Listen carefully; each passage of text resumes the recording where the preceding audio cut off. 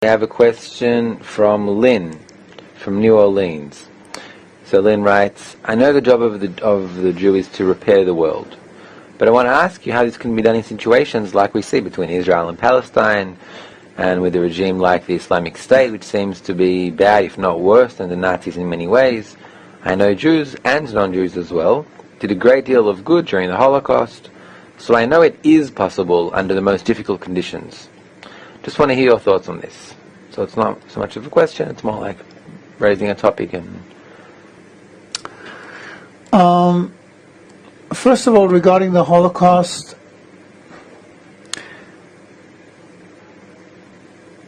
there were warnings before the Holocaust that something like that would happen. Rav Kook warned about it. Rav Ashlag not only warned about it, but he was born in Poland, and he realized that bad things were going to happen. So what happened is he started to explain to people, and he was in a good position to explain. He was, at that time, Warsaw was like the capital of European Jewry. And he was a judge, Dayan, in Warsaw. So when he said something, and he was considered a genius, when he said something, people listened. So he started saying that things are going to get worse here in Europe. He started explaining about the role of the Jewish people and what they have to do, and he started talking about unity and everything. But at the time, the Jews would not listen. Most of the Jews. So what happened was he gathered around him those who would listen and told them, let's go to Palestine, today's Israel. This is the land of Israel. This is where we need to build our unity. This is where we can fulfill our vocation. And if we go there, we will succeed, and we will also save ourselves, because the world is going in a bad direction at the moment, and the only way we can change it is by uniting. So he started uniting people around him, around the idea, just like Abraham, not around himself.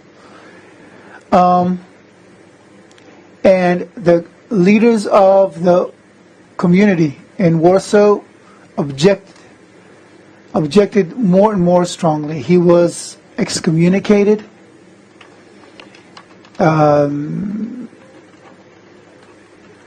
And people were told not to listen to him. So he gathered those that he could, those who would listen to him, and together they ordered from Switzerland wood houses to be shipped to Palestine. 300 families, where he planned for them to all move together to Palestine and establish a settlement there and live together and create unity and begin the correction process. So there were 300 families ready to go to Palestine, to Israel. And the community leaders of the time, there's documentation about all of it, spoke to each of those families and told them, if you go with Rav Ashlag, you and your families will be excommunicated. We will just completely ignore them. We will not let you marry anyone from our community. You will not receive any support, moral, financial, of any kind. No services, nothing. If you go with him, to us, you're not part of the community, you're not Jewish. So all those families, all 300 families, went back on the idea and stayed in Poland and didn't go with Baal Sulam. He went there with only his family. The result, we know. So it's very sad. But again, if we look ourselves in the eye,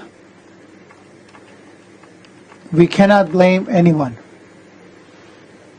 We Jews, have a mission, a role to play in humanity. There is a good reason why all people are so focused on the Jewish people and on Israel.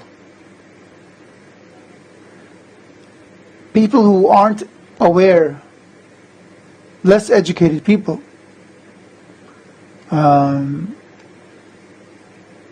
non-Jews who are less educated normally, who've never seen Israel on the map, for example, usually when you show them on the map where Israel is, they are amazed. They think that Israel is this huge country, that it's a superpower. And when you tell them, no, it's this little dot here on the map, they can't believe it. And why? Because naturally, every person in the world is focused on Israel. Israel serves as an example in whatever it does. Whenever it does something good, it immediately radiates throughout the world.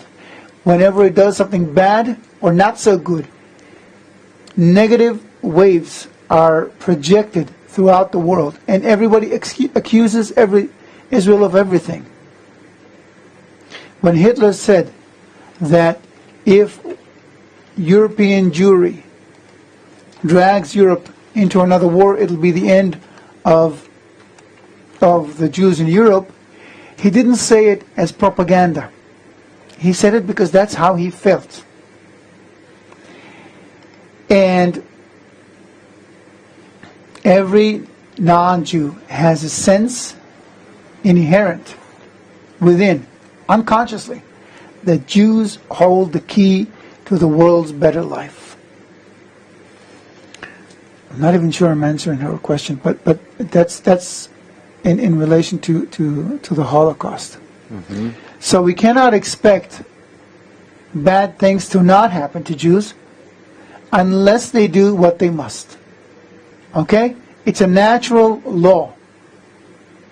You cannot expect to jump off a 10-story building and not be hurt. And the fact that halfway down you're still fine doesn't mean you'll stay fine when you're at the end of the drop. Okay? It's a natural law. Just like gravity.